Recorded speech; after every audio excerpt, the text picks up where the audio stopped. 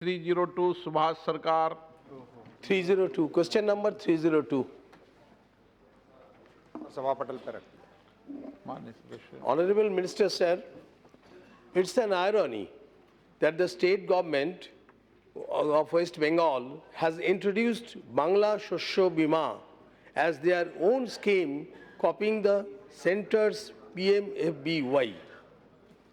I would like to know what is the share of West Bengal government during the payment of premium. And number two is, you have mentioned, sir, that claims of 2018 and 19, that is a 173.89 crores, that has not been paid because of non-receipt of state government share in the premium. I would like to know that what is the latest communication from the West Bengal government.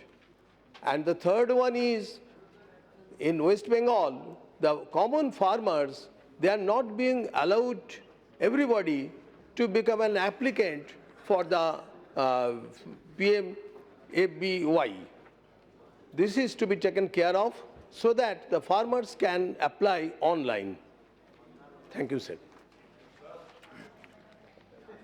माननीय सभापति महोदय, माननीय सदस्य ने जो पश्चिम बंगाल के किसानों के पाक बीमा संबंधी सवाल पूछा गया है, तो मैं माननीय अध्यक्ष जी आपके माध्यम से बताना चाहूँगा कि ये खरीफ 2019 से ही पश्चिम बंगाल सरकार ने अपने राज्य की सरकार की ओर से शस्य बीमा योजना करके नया कार्यक्रम चालू किया है। खरीफ 19 के पहले तक वो हमारे प्रधानमंत्री फसल बीमा योजना के तहत किसान इसमें सम्मिलित थे। पश्चिम बंगाल के ही मैं आपको फिगर बताऊं सर, तो 54 लाख हेक्टेयर क्षेत्र में 133 लाख किसानों ने ये बीमा में शामिल किए गए थे। उनमें से कुल 1016 करोड़ रुपए के दावे भुगतान योग्य हैं। उनमें से 812 करोड़ रुपए के दावे भुगतान कर दिए गए हैं पश्चिम बंगाल के लिए। अभी खरीफ 2019 से जो राज्य सरकार की ओर से वो स्वयं योजना चला रहे हैं, और उनमें और हमारी योजना में जो साम्यता और तफावत इतना ही है कि सारे नॉर्म्स वो केंद्र की प्रधानमंत्री फसल बीमा योजना के तहत ही चला रहे हैं, मगर धान और तिलहन के जो किसान हैं उनका सारा प्रीमियम वो राज्य सरकार की ओर से उसमें वो इसका जिम्मा राज्य सरकार उठाती है।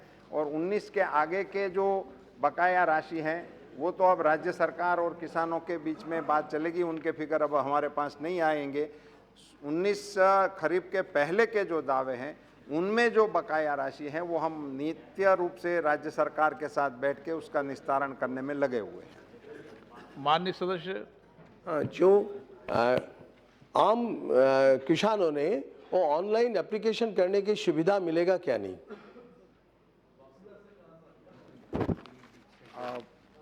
माननीय अध्यक्ष जी, ये अब राज्य सरकार अभी से आगे की योजना वो राज्य सरकार स्वतः चलाने का उन्होंने निर्णय कर लिया है, और उसमें उन्होंने ऑनलाइन का प्रावधान अभी तक नहीं किया है। Sunil Kumar Mandal.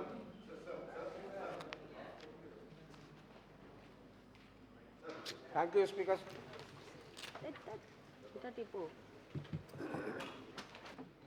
Thank you, Speaker, sir, giving me a supplementary question. Sir, आपका माध्यम में किसी मंत्री को पूछना चाहता हूँ, जो प्रधानमंत्री किसान सम्मान निधि योजना, प्रधानमंत्री किसान सम्मान निधि योजना शुरू होने का बाद देखते हैं जे 2% to 5% किसानों को ये फायदा मिलता है, किंतु टुडे आजकल किसान कौन होता है? कॉन्ट्रैक्ट फार्मिंग और वो भाग चाषी होता है। कॉन्ट्रैक्ट फार्मिंग और भाग चाषी को कुछ फायदा नहीं मिलता।